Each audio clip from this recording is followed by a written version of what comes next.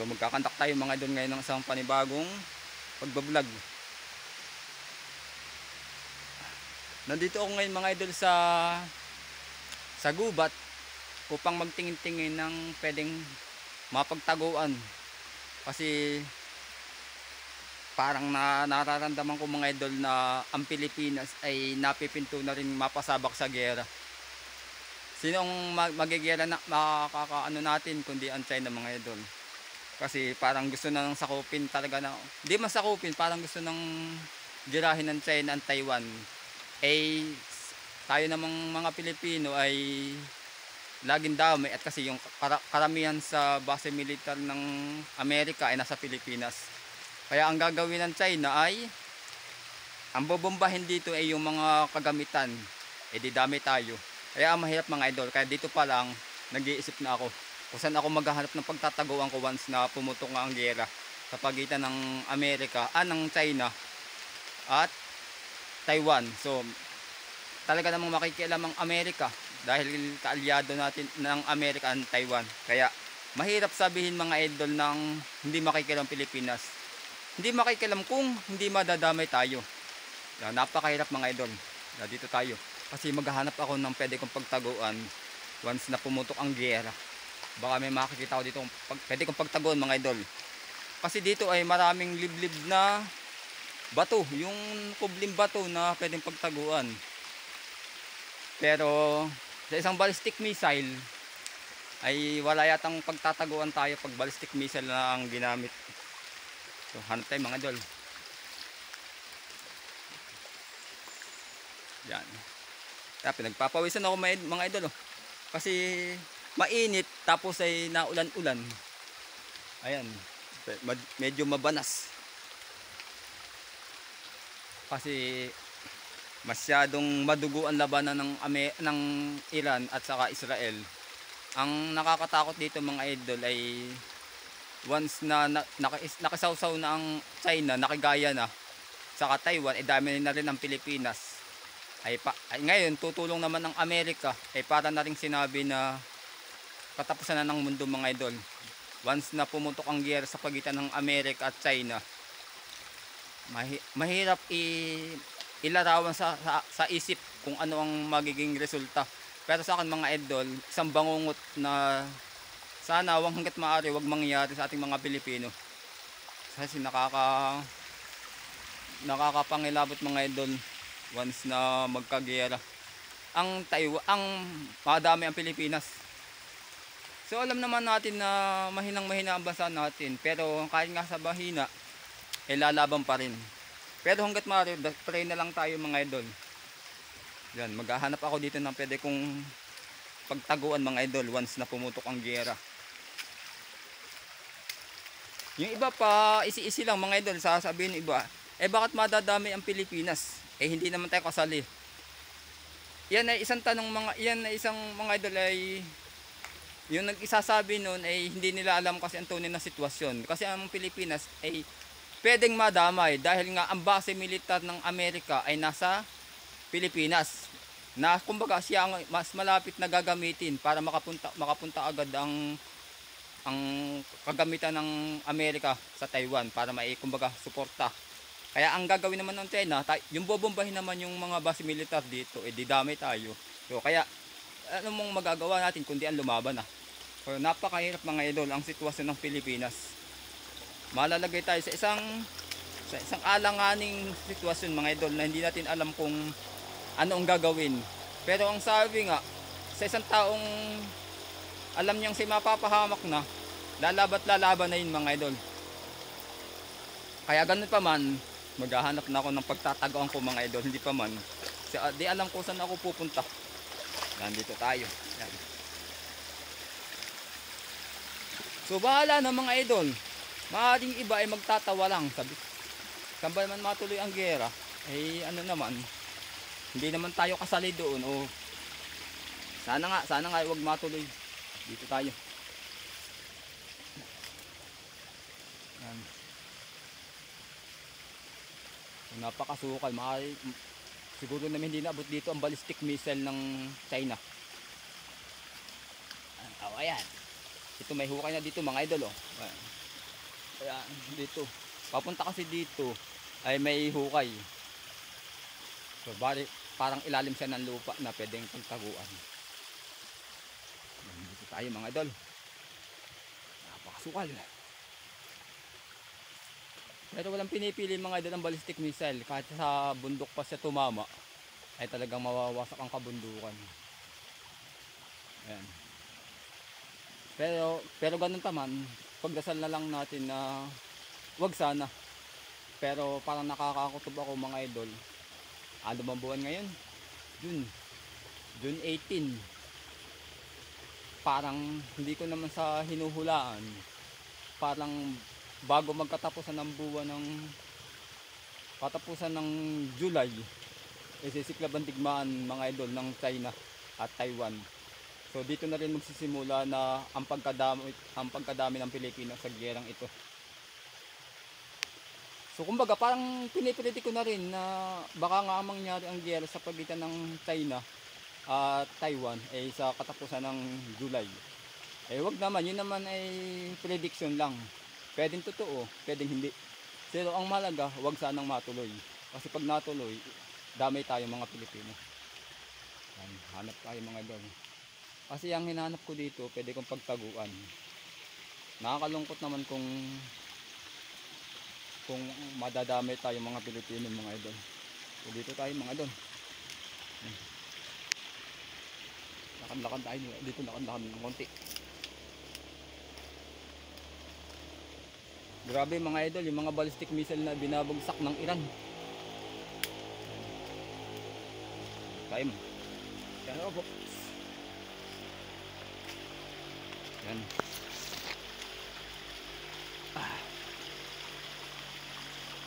Eh tayo ba may ballistic missile? Ang tanong.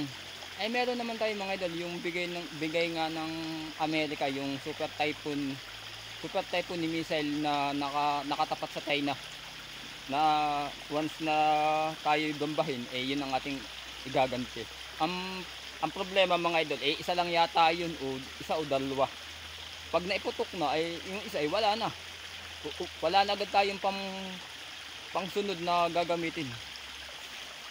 Isa lang yata ang ating missile na donasyon lang ng Amerika sa atin. Yan, dito tayo mga idol. Yan. Sayang ang pinagpaguran nating mga mayayaman, masisira lang sa isang pamamagitan ng isang pagsabog.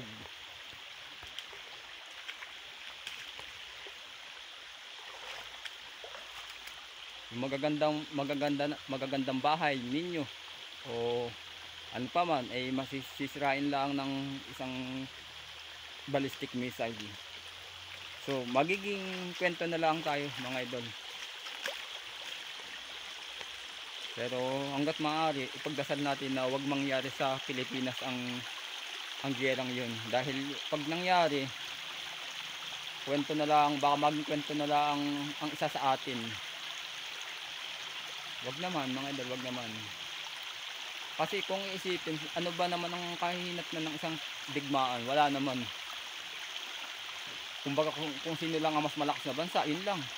Eh para saan ang pinaglalaban mga idol? Kaya ba kayo ang nanalo sa digmaan ay kayo na yung bida.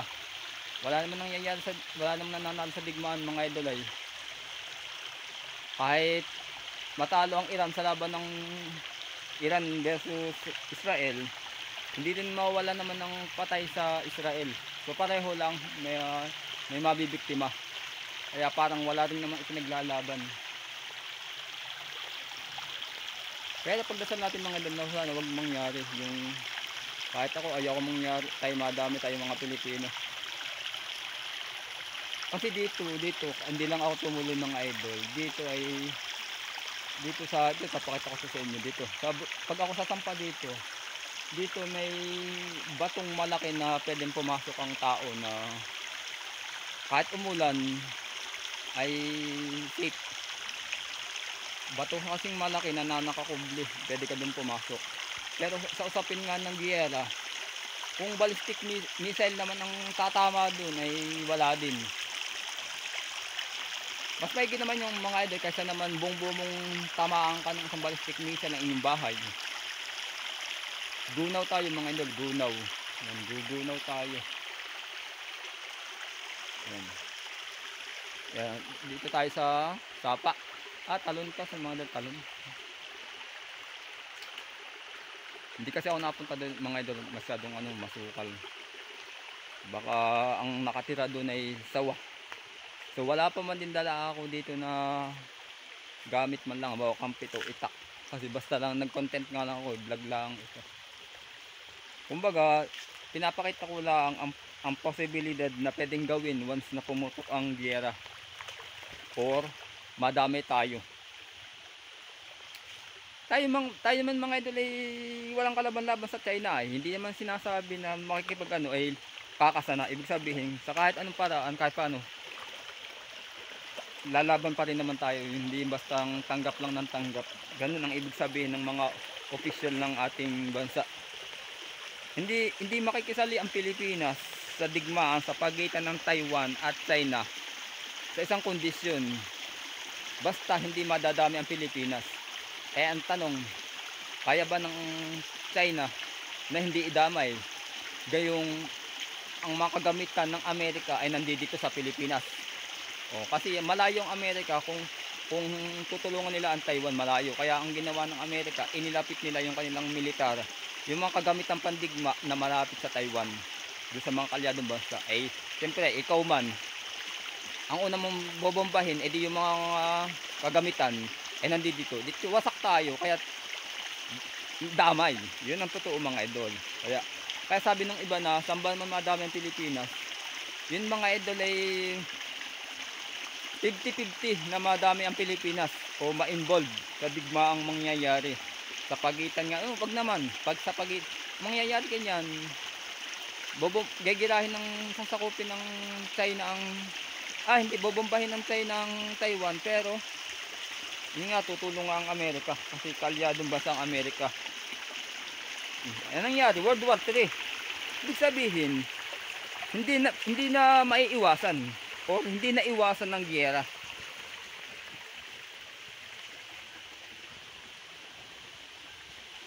Yan, sa mga idol dito tayo.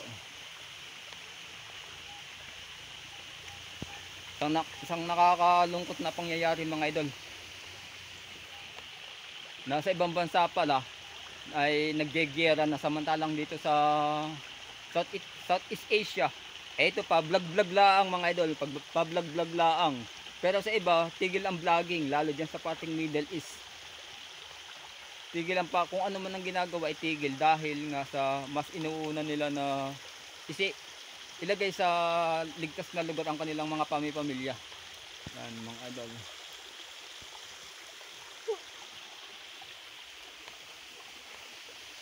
Dito tayo mga idol.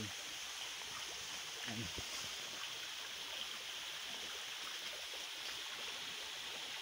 Halos yung mga ballistic missile ng Iran na ibinabagsak sa kalupaan ng Israel ay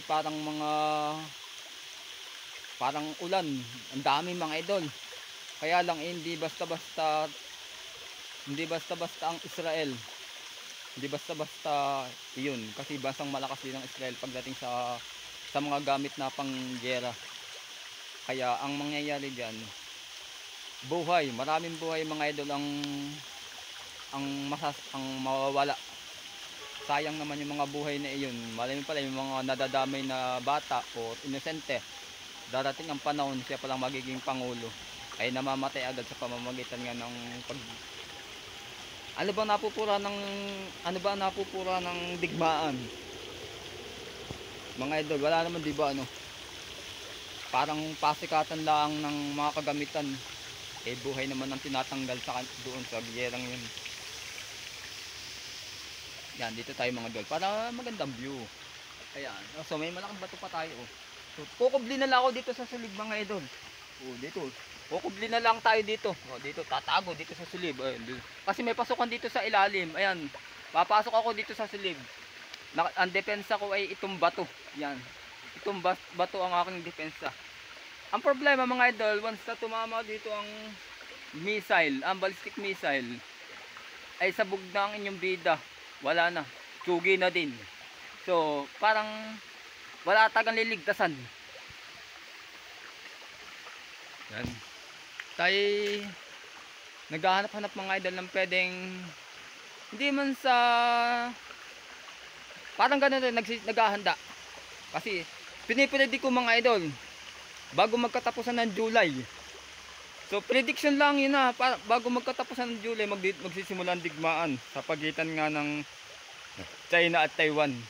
Na siya namang tutulungan ng Amerika ang Taiwan na madadamay naman ang Pilipinas. Eh di nangyari kasi nung una naglalaban ang Russia at saka Ukraine. Ngayon naman Israel at Iran. Ay baka sa susunod na buwan, ito mga ang sabi ko, katapusan ng July. So katapusan ng July, China versus kasi ang mangyayari diyan parang magiging salimbata lang salimpusa lang ang Taiwan kahit pa sabihin sila ang bobombahin. Kasi ang talagang maglalabanan ng pukpukan diyan mga idol, America versus China. Yan ang tunay na mangyayari mga idol. Kasi ito nakakatakot. Itong tinatawag na gunaw. Mga idol, salita pa lang na gunaw ay talagang nakaka-nervous na. So pagdasal natin, dito natin sana'y mahimasmasan, hindi man tawag ito mahimasmasan, lumamig ang pag-iisip yung isip ng mga leader na mga bansang gusto ng digmaan. Kasi wala naman talagang mapupura o mahihita sa giyera. Wala mga idol, wala. Para sa di ba wala naman. Ayun mga pakita ko yung malaking punong yun. Kung kilala nyo yung punong yun, ayan. Ayan. Puno kayo pa ba? Ayan yung puno. Akit na lang ako doon sa puno mga idol. Ayan, akit na lang ako doon. Yan. Tay, kumbaga dito lang ako nagkandak ng pag-vlog. Salip na ang vlog ko ay mukbang o panlalakaya. So inaisip ko na maggumawa na lang ng isang comments. Hindi man comments, parang opinion sa pwedeng mangyayari sa hinaharap. Kasi manood ka mga idol lalo sa reels. Yun nga yung nagbobombahan, palitan ng ballistic missile ang Iran at Israel. Talagang nakakapanindig balahibo mga idol na kung iisipin, akala natin isa lang nangyayari sa pelikula. So lakad ulit tayo mga idol dito.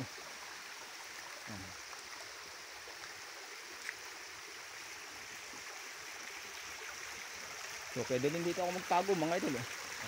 Dito pwede din ako magtago dito. Dito sa ilalim nito mga idol. Ayan. May mga sinaunang gamit mga idol. Pakita ko sa inyo mga idol. Sinaunang basag na baso. Ang lalaking tipak ko.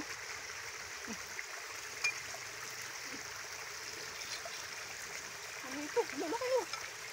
Parang sinauna. Parang ang tawag dito. Sinaunang gamit mga idol, basag ang tawag dito yung nalimutan ko na mga idol.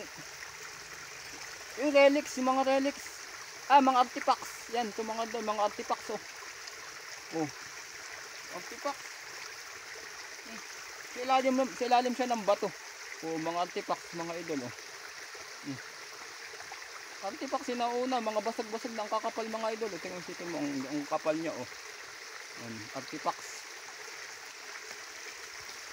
Kaya lang hindi na muna mahalaga yun mga idol. Ang mahalaga makahanap ng safe na lugar. Maaaring iba ay nagtatawa, sasabihin ay hindi man matutuloy o hindi man madadami ang Pilipinas kasi hindi naman tayo kasali dyan. Yun ang alam ng iba mga idol. Pero sa isang banda malapit sa katotohanan na tayo ay madamay. Bakit? Yun nga dati ang sabi ay parang gustong ibalik ng China ang control sa Taiwan. Dati kasi ang alam nila, ang pinaglalaban talaga nila mga idol, ang Taiwan, kumbaga breakaway lang sila kumbaga dati kasama sa Taiwan, sa China napahiwalay lang. Kaya sa anumang paraan babawiin nila. Ang tanong ay siyempre, ang isang bansang nakalaya na o wala na dun sa bansang yun, hindi na papayag na mapabalik. Kaya ang mangyayari, lalaban.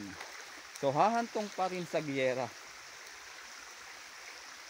Parang dati sa libro lang napapanood, sa libro lang nakasulat o sa pelikula, parang mangyayari din sa tunay na buhay mga idol. Dito tayo. Ito ang tinatawag na gunaw. Isang prediction na 99.9% o halos 100% na pwedeng mangyari, kasi tulad na nangyari na nga dito sa Israel at Iran. Kaya dito sa China, Philippines ay posible, kumbaga malapit sa katotohanan na magkagiyera. So ano pa man mga idol, magdasal tayo, kasi yun ang kapangyarihan ng pagdarasal ang tanging magagawa nating mga ordinaryong tao. Yun na lang, kumbaga kung hanggang doon na lang ang buhay natin, na wag naman na matapos sa isang digmaan ang mga buhay, papareho ang buhay natin, ay wag naman mga idol. Dahil marami pa rin naman tayong mga pangarap na gusto nating mangyari, na gusto nating maabot. Dahil nga lang sa sigalot na mga bansa-bansa ay matatapos tayo. Nakakalungkot mga idol. Sana na may wag mangyari. So balik na tayo mga idol, uuwi na ako.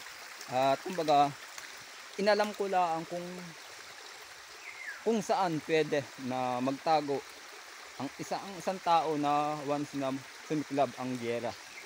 So angay alam ko na dito sa bundok na ito mga idol. Kasi dito ay may isang bundok na nakataklob na kaganyan. Doon sa sulib pwede kang pumasok. Ang tanging makakaano nga lang niya yung ballistic missile, ay bahala na may wag makaabot dito sa Mauban, Quezon, ang missile ng China. Dito tayo mga idol. Ngalo na kasi ako, kapag hawak dito sa sipit. Ayan. So, manghilamos muna tayo mga idol. Ayan.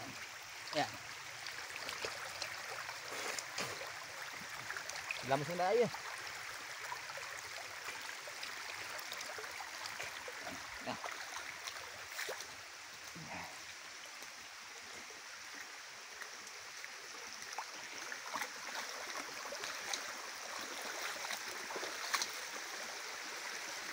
Pero kailangan makasahod muna ako sa pagbablog ko mga idol bago pa magyera. Yun ang gusto ko talaga mangyari. Hilamos ulit.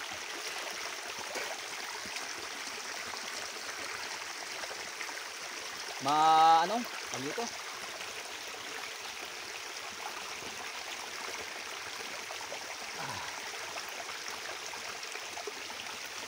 Dito, mabanas mga idol. Malingahit ang panahon. Maganda ang tubig dito mga idol. Yan na. At tayo'y baka magsimula ng giyera ay hindi natin maabutan. Kailangan maabutan natin mga idol. Baka nagsisimula ng magyera eh.